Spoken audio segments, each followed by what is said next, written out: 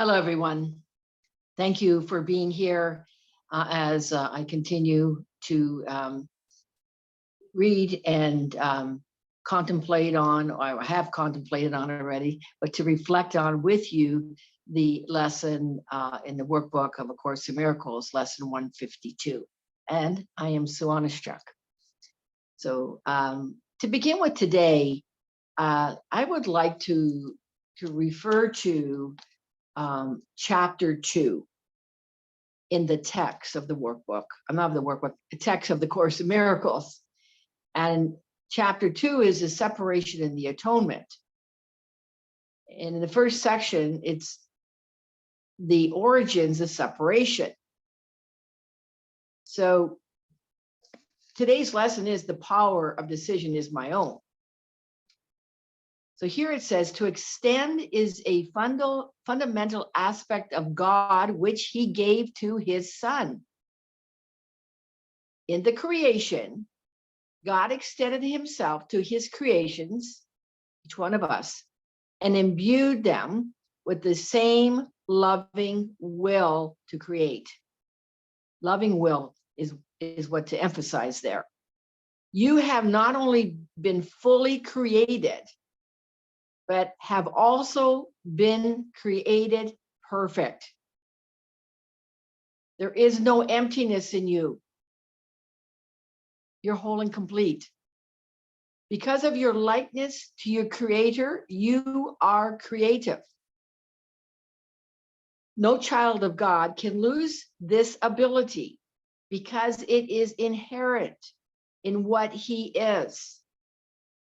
But he can use it inappropriately by projecting. The inappropriate use of extension or projection occurs when you believe that some emptiness or lack exists in you, and that you can fill it with your own ideas instead of truth. And it says here, this process involves the following steps. First, you believe that what God created can be changed by your own mind. Second, you believe that what is perfect can be rendered imperfect or lacking. Third, you believe that you can distort the creations of God, including yourself. And fourth, you believe that you can create yourself, and that the direction of your creation is up to you. So it says these related distortions represent a picture of what actually occurred in the separation, or the detour into fear. None of this existed before the separation, nor does it actually exist now. The Garden of Eden, or the pre-separation condition, was a state of mind in which nothing was needed. And when Adam listened to the lies of the serpent, all he heard was untruth. You do not have to continue to believe what is not true unless you choose to do so. So today, again, this lesson is the power of decision is your own. And it's referring to in there that what God created, we cannot change. We cannot change the love, the holiness, and the innocence that's already in us. It's always there. It's always present. It's only that we chose to separate from God, or we thought we could separate from God. And in that to keep entertaining that separation. But in fact, we are never separated from God. We only believe. Again, we took it on in our mind. The power of decision was our own. So in the state of that, choosing the fear versus living in the truth of who we are. So it says here in lesson 152, the power of decision is my own, that no one can suffer loss unless it is his own decision. No one suffers pain except his choice elects this state for him. No one can grieve, nor fear, nor think him sick unless these are the outcomes that he wants. And no one dies without his own consent. That's a pretty powerful statement. No one dies without his own consent. Nothing occurs but represents your wish, and nothing is omitted that you choose. Here is your world, complete in all details. Here is its whole reality for you. And it is only here salvation is. Now, you may believe that this position is extreme and too inclusive to be true.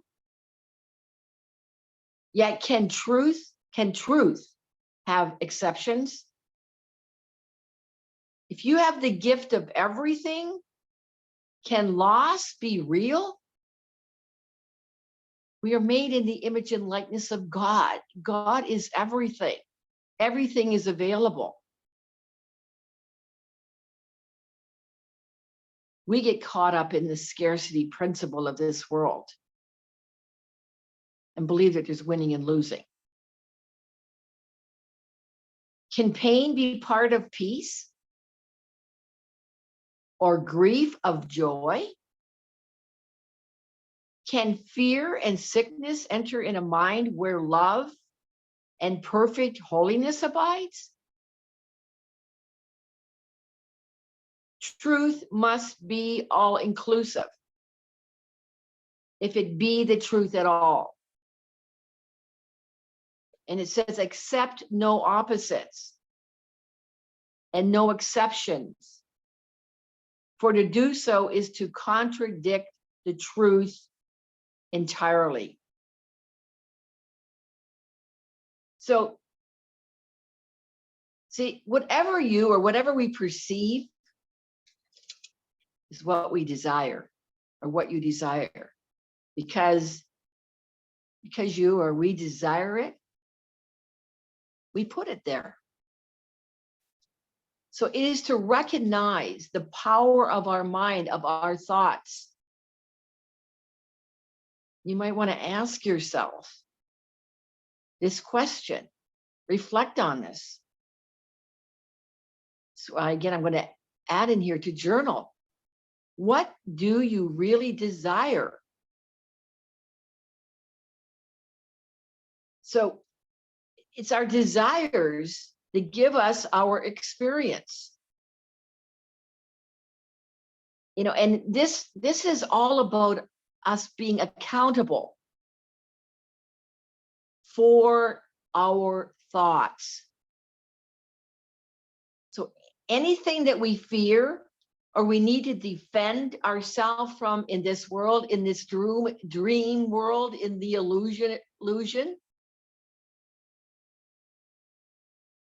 when we believe all that, we believe the fear, and we believe all this dream and illusion, and when we do not forgive it, we are actually attracting it. Again, going back, and I can't remember at the moment which lesson it was, it says we do not want to look at our fears. And that is what it's important to be, when I said about being accountable. It's about being radically honest. Again, this course is about not just, I'm going to say, consuming the knowledge. It's about actually putting it into practice to be able to come to experiencing the truth. Now, listen to this. You can't attract something you don't desire. The only way you can attract it into your experience is if you desire it. And it said, this is perception's fundamental role. So I want to reference again in the text. And I want to say too, you might want to go back to chapter 2 and read that section 1 again. But in chapter 3, section 3, titled Perception versus Knowledge, it says that perception is temporary as an attribute of the belief in space and time. It is subject to either fear or love. So it says misperceptions produce fear, and true perceptions foster love. But neither brings certainty, because all perception varies. It says that is why it's not knowledge. True perception is the basis for knowledge, but knowing is the affirmation of truth and beyond all perceptions. So as I said, we can gain all the knowledge we want, but knowing is the affirmation, affirming the truth and beyond all perceptions. And it goes on to say, all your difficulties stem from the fact that you do not recognize yourself, your brother, or God. And to recognize means to know again, implying that you knew before. We knew before who we are. We are, created in the image and likeness of God. You can see in many ways because perception involves interpretation. And this means that it is not whole or consistent. The miracle, though, being a way of perceiving, is not knowledge. It is the right answer. The miracle is the right answer to a question. But you do not question what you know. We come from the I know, from the past. And this course is calling us forth to, to look at what it is that we believe. And are those beliefs the truth? So questioning illusions, it says, is the first step in undoing them. We need to look at those illusions that we have bought into that are not the truth, that are all fear-based. The miracle, or the right answer, corrects them. And that occurs through giving up the illusion, giving over the illusion to a power greater than ourselves, to the Holy Spirit. It's working with the Holy Spirit, giving it over. And the Holy Spirit then does the work, and we will receive the correct answer. The miracle, it says, or the right answer, corrects our illusions. It says, since perceptions change, their dependence on time is obvious. How you perceive at any given time determines what you do. And actions must occur in time. Now, knowledge, it says here, is timeless, because certainty is not questionable. You know when you have ceased to ask questions. It said the questioning mind perceives itself in time and therefore looks for future answers. This is why the answers are here right now. There is no there. There's only here right now. We keep looking for something in the future. So as a closed mind believes the future, and the present will be the same. This establishes a seemingly stable state that is usually an attempt to counteract any underlying fear that the future will be worse than the present.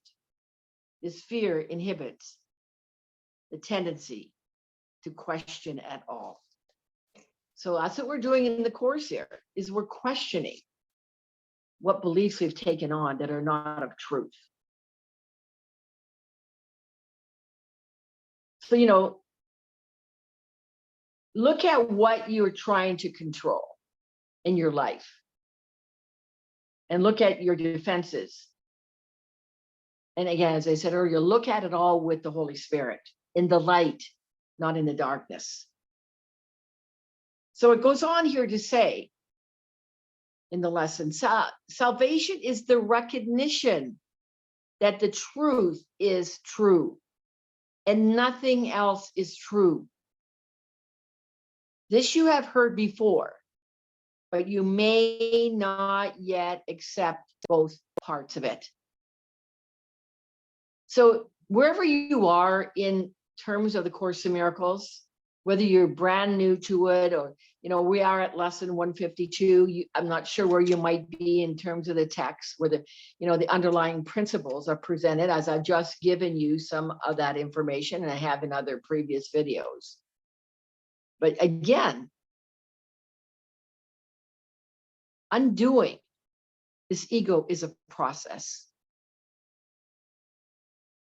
And as I continue to do the work, it is an ongoing process until we've completely healed this mind. We have moments of healing.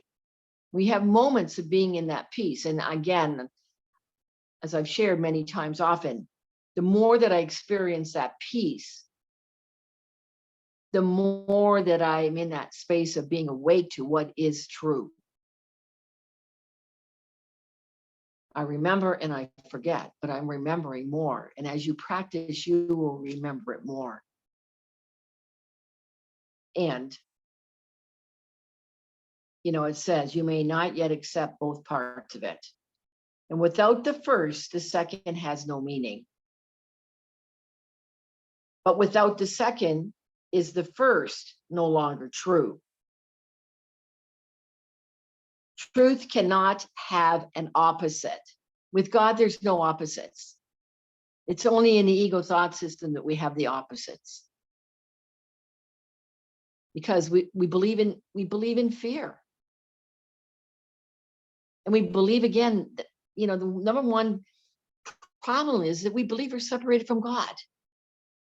This cannot be too often said and thought about. Again, that truth cannot have an opposite. For if what is not true is true, as well as what is true, then part of truth is false. And truth has lost its meaning.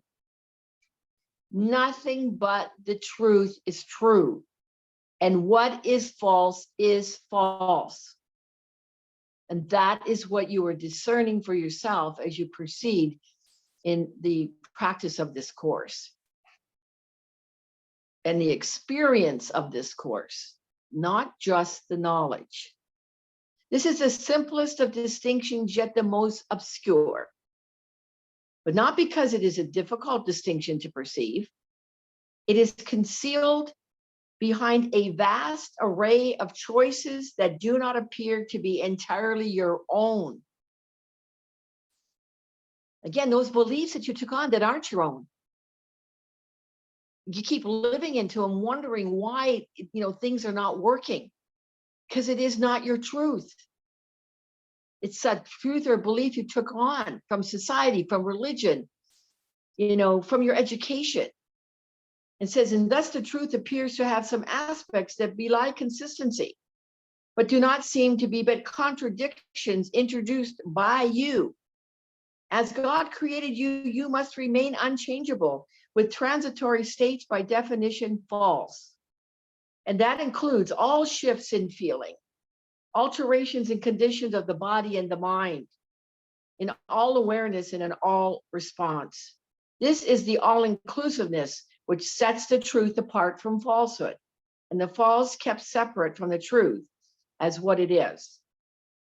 It is not strange that you believe to think you made the world you see is arrogance. I'm going to read that again. It is not strange that you believe to think you made the world you see as arrogance. God made it not. Of this you can be sure. What can he know of the ephemeral, the sinful, the guilty, the afraid, the suffering and lonely, and the mind that lives with a body that must die? You would accuse him of insanity. To think of, he made a world with such things, where such things seem to have reality. He's not mad, yet only madness makes a world like this. We keep praying to God to change the illusion. God doesn't know the illusion. God's world is love. God's world is peace. God's world is joy. God's world is abundant. God's world is limitless. Any of the opposite is what we believe in, and we continue to create and project out there in our world into the consciousness. So to think that God made chaos contradicts his will, invented opposites to truth, and suffers death to triumph over life. All this is arrogance. Humility would see at once these things are not of him. It's about humbling ourselves. And can you see what God created not? To think you can is merely to believe you can perceive what God willed not to be. And what could be more arrogant than this? So in saying today, let us be truly humble. What does humility mean? What is it to be humble? It's a question to go deeper with. And it says, accept what we have made as what it is. And the power of decision is our own. I'm remembering here again from Gary Renard's, the world is not being done to us, it's being done by us. The world is not coming at us, it's coming from us. Whatever we perceive is what we desire. And because we desire it, we put it out there. It says, decide but to accept your rightful place as co-creator of the universe, co-creating with God. And all you think you made will disappear. When we give it over to the Holy Spirit, all that I think I made will disappear. By the way, Gary Renard's book is called The Disappearance of the Universe. It's a very good reference book regarding the Course in Miracles. What rises to awareness then will be all that there ever was eternally, as it is now. It's here right now. God's love, God's peace, God's joy, God's happiness is here right now.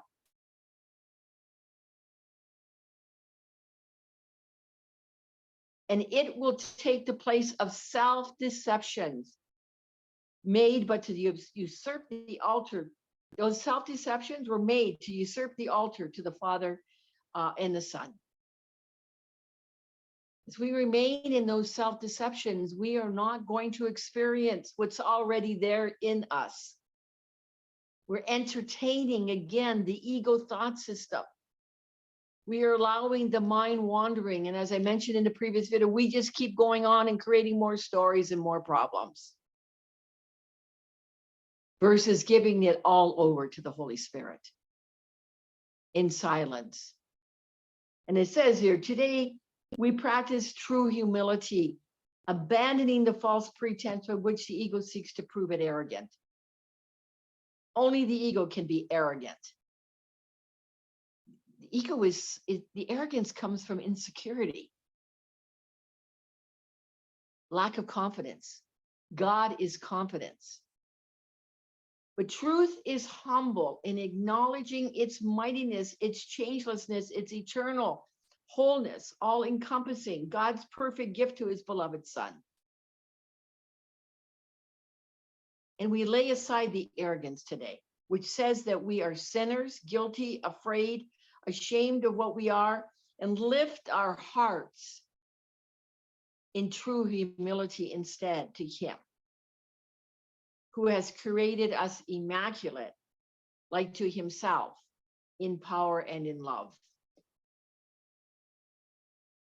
The power of decision is our own, and we accept of him that which we are, and humbly recognize the Son of God. To recognize God's Son implies as well that all self-concepts have been laid aside and recognized as false, all these self-deceptions. Their arrogance has been perceived. We perceive ourselves as that only. And in humility, the radiance of God's Son, his gentleness, his perfect sinlessness, his Father's love, his right to heaven and release from hell are joyously accepted as our own.